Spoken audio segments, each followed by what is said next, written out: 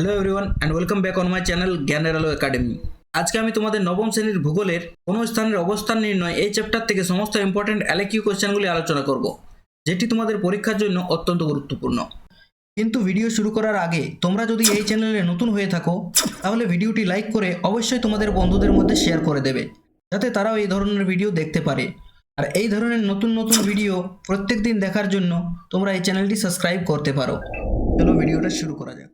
এখান থেকে প্রথম প্রশ্ন হচ্ছে, আন্তর্জাতিক তারিখ রেখাকে মাঝে মাঝে বাঁকিয়ে দেওয়া হয়েছে কেন? আন্তর্জাতিক তারিখ রেখা 180 ডিগ্রি দ্রাঘিমারেখাকে অনুসরণ করে টানা হলেও একে সম্পূর্ণ সোজাভাবে টানা হয়নি। এর প্রধান কারণ হলো তারিখের বিভ্রান্তি এড়ানো। রেখাটি যদি স্থলভাগের উপর দিয়ে সোজা যেত তবে একই দেশ বা দ্বীপপুঞ্জের এক পাশে এক তারিখ এবং অন্য পাশে অন্য তারিখ হতো। এতে স্থানীয় মানুষের দৈনন্দিন কাজ, অফিস, আদালত ও বার চরম সমস্যা তৈরি হতো। এই সমস্যা দূর করতে সাইবেরিয়ার উত্তর পূর্বাংশকে এড়াতে এটি 11 ডিগ্রি পূর্ব, অ্যালুসিয়ান দ্বীপপুঞ্জকে এড়াতে 7 ডিগ্রি পশ্চিম এবং ফিজি, টোঙ্গা ও কিরিবটি দ্বীপপুঞ্জকে একই তারিখের আওতায় রাখতে অনেকটা পূর্ব দিকে বাঁকিয়ে সমুদ্রের উপর দিয়ে নিয়ে যাওয়া হয়েছে। অক্ষরেখা ও দ্রাঘিমারেখার মধ্যে প্রধান পার্থক্যগুলি আলোচনা করো। অক্ষরেখা ও দ্রাঘিমারেখার প্রধান পার্থক্যগুলি হল বিন্যাস। অক্ষরেখাগুলি পৃথিবীর পূর্ব পশ্চিমে বেষ্টন করে আছে। দ্রাঘিমারেখাগুলি উত্তর থেকে দক্ষিণ মেরু পর্যন্ত বিস্তৃত। আকৃতি: অক্ষরেখাগুলি পূর্ণবৃত্ত কিন্তু দ্রাঘিমারেখাগুলি অর্ধবৃত্তাকার। সমান্তরালতা: অক্ষরেখাগুলি পরস্পর সমান্তরাল কিন্তু দ্রাঘিমারেখাগুলি পরস্পর সমান্তরাল নয়, এরা দুই মেরুতে মিলিত হয়। দৈর্ঘ্য: অক্ষরেখাগুলির দৈর্ঘ্য নিরক্ষরেখা থেকে মেরুর দিকে কমতে থাকে কিন্তু প্রতিটি দ্রাঘিমার দৈর্ঘ্য সমান থাকে। ব্যবহার: অক্ষরেখা জলবায়ু নির্ধারণে এবং দ্রাঘিমারেখা স্থানীয় সময় নির্ণয়ে সাহায্য করে। এই ছিল অক্ষরেখা এবং দ্রাঘিমারেখার প্রধান পার্থক্য। নেক্সট, স্থানীয় সময় ও প্রমাণ সময়ের পার্থক্যগুলি লেখো। স্থানীয় সময় ও প্রমাণ সময়ের মূল পার্থক্যগুলি হল: ভিত্তি: আকাশে সূর্যের অবস্থান বা সর্বোচ্চ উন্নতির সময়কে ভিত্তি করে স্থানীয় সময় ঠিক করা হয়। অন্যদিকে দেশের মধ্যবর্তী কোনো নির্দিষ্ট দ্রাঘিমার স্থানীয় সময়কে সারা দেশের প্রমাণ সময় ধরা হয়। সংখ্যা: একটি দেশের বিভিন্ন দ্রাঘিমায় বিভিন্ন স্থানীয় সময় থাকে, কিন্তু সাধারণত একটি দেশের একটিই প্রমাণ সময় থাকে। বিশাল দেশের ক্ষেত্রে কিন্তু একাধিক হতে পারে। কাজ: স্থানীয় সময়ের সাহায্যে রেল বা বিমান সূচি বা প্রশাসনিক কাজ চালানো অসম্ভব হয়ে পড়ে, কিন্তু প্রমাণ সময় প্রশাসনিক ও যাতায়াত ব্যবস্থার সঙ্গতি বজায় রাখে। নেক্সট, প্রতিপাদ স্থান বলতে কী বোঝো, এর বৈশিষ্ট্যগুলি উল্লেখ করো। ভূপৃষ্ঠের কোনো স্থান থেকে একটি কল্পিত ব্যাস পৃথিবীর কেন্দ্রে নিয়ে গেলে তা বিপরীত দিকে যে বিন্দুতে স্পর্শ করে তাকে প্রথম স্থানের প্রতিপাদ স্থান বলে।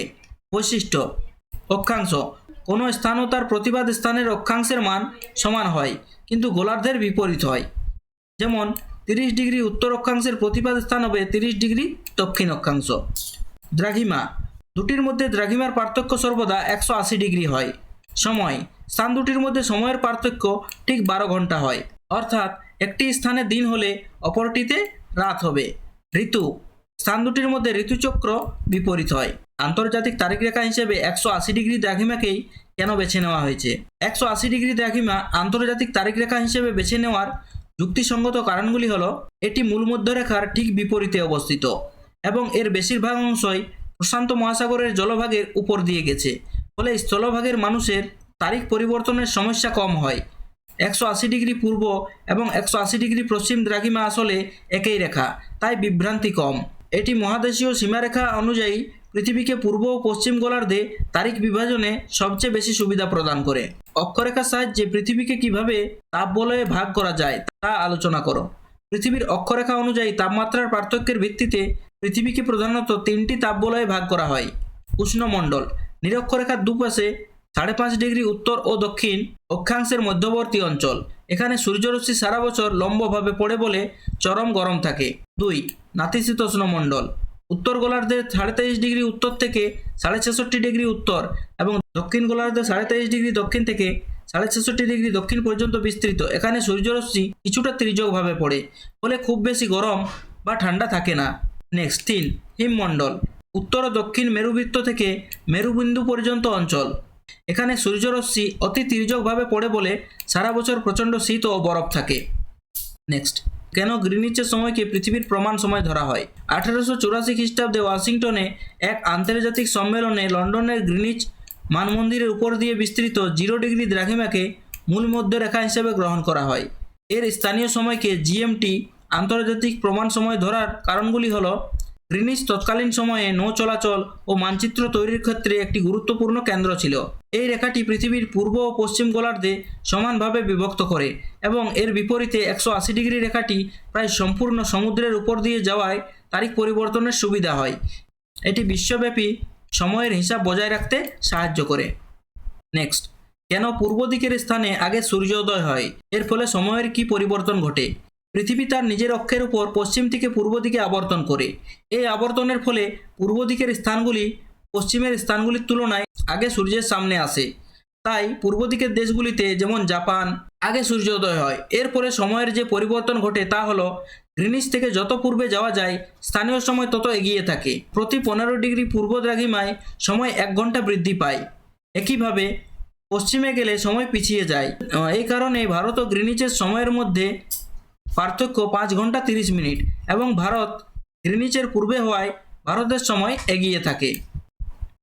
মহাবৃত্তের গুরুত্ব আলোচনা করো। মহাবৃত্ত যেমন নিরক্ষরেখা ভূগোলকের উপর অবস্থিত এমন একটি বৃত্ত যা পৃথিবীকে সমান দুটি গোলার্ধে ভাগ করে। এর গুরুত্বগুলি হল পৃথিবীর যে কোনো দুটি স্থানের মধ্যে সংক্ষিপ্ততম দূরত্ব নির্ণয় করতে মহাবৃত্তীয় পথ অনুসরণ করা হয়। বিমান ও জাহাজ চলাচল। আন্তর্জাতিক বিমান ও জাহাজ চলাচলের ক্ষেত্রে চালকরা জ্বালানি ও সময় বাঁচাতে মহাবৃত্তীয় পথ অনুসরণ করেন। 3. অবস্থান নির্ণয়। পৃথিবীর কেন্দ্রকে ভিত্তি করে অবস্থান নির্ণয়ে এটি প্রধান মানদণ্ড হিসেবে কাজ করে। এই ছিল এই চ্যাপ্টার থেকে সমস্ত ইম্পর্ট্যান্ট এলকিউ কোশ্চেন অ্যান্সার। তোমরা যদি এই চ্যাপ্টারটি থেকে সমস্ত নোটস ডাউনলোড করতে চাও তাহলে তোমরা আমাদের ওয়েবসাইট www.gyaniralo.com এ ভিজিট করতে পারো। সেখানে তোমরা এটির পিডিএফ পেয়ে যাবে এবং সেখান থেকে তোমরা এটি সহজেই ডাউনলোড করতে পারবে। এছাড়াও তোমরা আমাদের হোয়াটসঅ্যাপ গ্রুপ, ফেসবুক পেজ এবং টেলিগ্রাম চ্যানেলেও এই পিডিএফটি পেয়ে যাবে।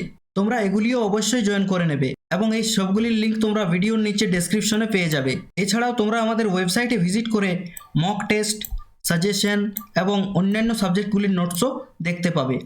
আশা করি ভিডিওটি তোমাদের ভালো লেগেছে। See you in my next video. Till then, thank you for watching.